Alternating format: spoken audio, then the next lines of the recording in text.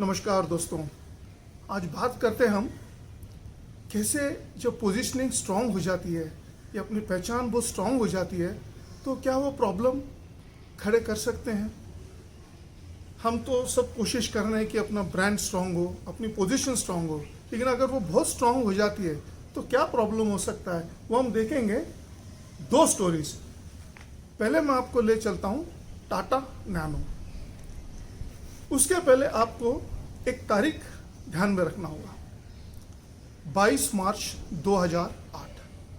उस बात को ऑलमोस्ट 12-13 वर्ष हो गए हैं। पूना में मेरा पहला वर्कशॉप हुआ था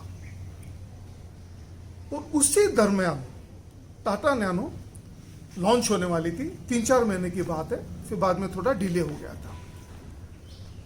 तो टाटा नैनो का जो पब्लिक रिलेशंस, जो एडवर्टाइजिंग हुई थी, वो शायद कभी इतनी स्ट्रांग देखने में नहीं आई होगी। हिंदुस्तान का कोई अखबार, कोई टेलीविजन चैनल, दुनिया के सब चैनल, CNN, BBC ने इसको कवरेज दिया था कि दुनिया की पहली 1 लाख रुपए वाली कार, अ कार बिलो $2,500, वो सब जगह इतना स्ट्रांग हो गया था कि टाटा नैनो की पहचान 1 लाख रुपए वाली गाड़ी से हो गई थी। मैंने वर्कशॉप में सवाल पूछा था कि क्या लगता है गाड़ी का लॉन्च कैसे होगा। अलग अलग जवाब आए थे। उस टाइम मैंने कहा था कि इनिशियल स्टेज में रिस्पांस तो बहुत आएगा, लेकिन आगे चल के इस ब्रांड को, इस प्रोडक्ट को प्रॉब्लम आने की संभावना है। मैं ना तो कोई टेक्नोलॉजी के बारे में बात कर रहा हूँ, टाटा के पास तो अच्छे टेक्नोलॉजिस्ट होंगे, अच्छी टेक्नोलॉजी होगी, तो आई एम श्योर प्रोडक्ट अच्छा ही होगा। उस टाइम तो सबको यही लगता था। लेकिन मुझे जो बात चुभ रही थी वो थी उसकी पोजीशनिंग। इतना जबरदस्त पोजीशनिंग था कि 1 लाख रुपए की कार। अब मुझे बताइए दोस्तों कि क्या वो प्राइस हमेशा 1 लाख रहेगी। अब टाटा नैनो को टैग तो लग गया 1 लाख रुपए वाला का, लेकिन आगे चल के प्राइस बढ़ेगी तो क्या होगा।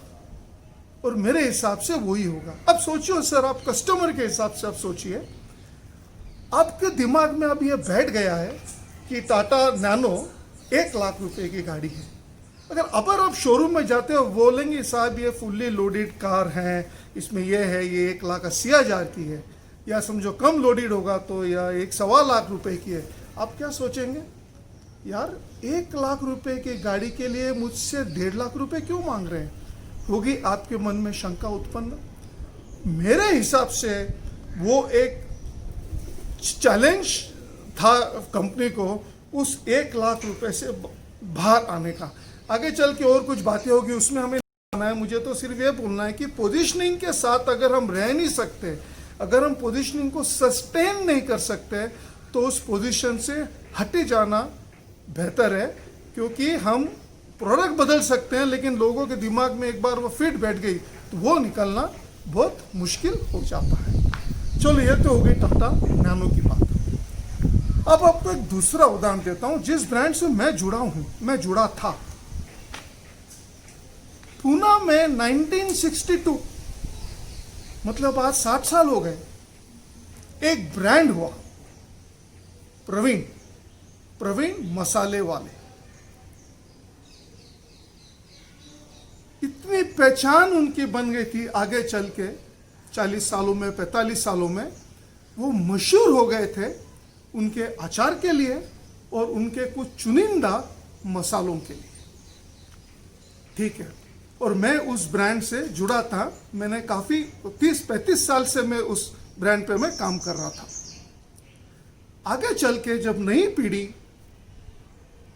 इस कंपनी में आई तो उनसे चर्चा करते समय ख्याल में आया इस कंपनी के उनके प्लान काफ़ी बड़े हैं, काफ़ी विस्तार होने वाला है। उस समय मैंने बड़े सोच समझ के, बड़ी जिम्मेदारी के साथ ये प्रपोजल रखा कि कंपनी का ये जो ब्रांड प्रवीण है उससे हम अलग हो जाएं, वो ब्रांड को हम बंद कर दें और एक नया ब्रांड चालू करें। दोस्तों, ये निर्णय इतना आसान नहीं था। 40 साल 45 साल पुराना एस्टैब्लिश ब्रांड को आप बंद कर देंगे, मतलब ये सलाह कुछ समझ में नहीं आई। काफ़ी चर्चा हुई।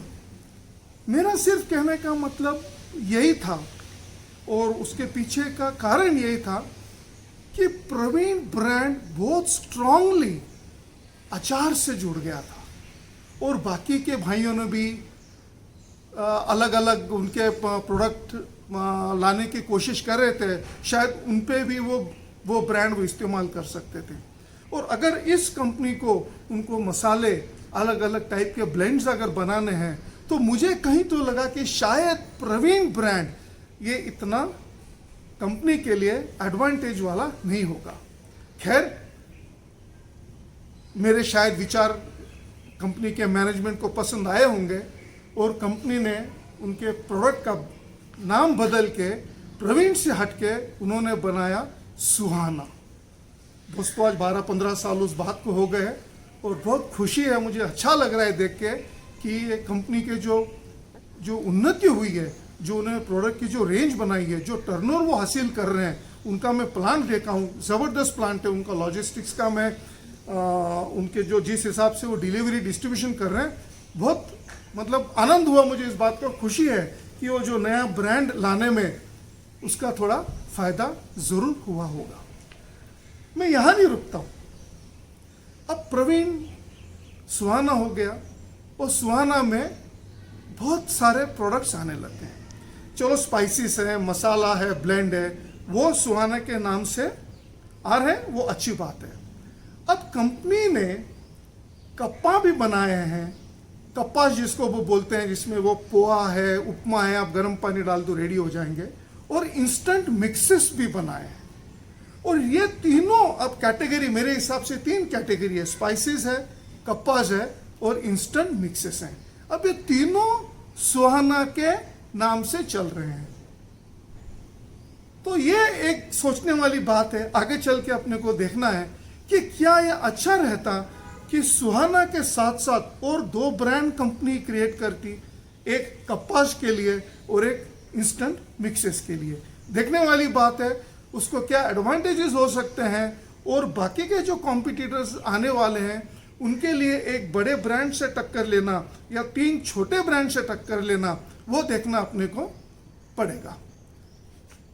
अगले सोमवार को मैं आपको ले चलूंगा 2 और जबरदस्त कहानी, 2 पूना के ज्वेलर्स के जो बहुत एस्टैब्लिश्ड है, लेकिन उनका जो अप्रोच उन्होंने रखा है बिल्कुल विपरीत, बिल्कुल विभिन्न है। देखते हैं क्या होता है अगले सोमवार।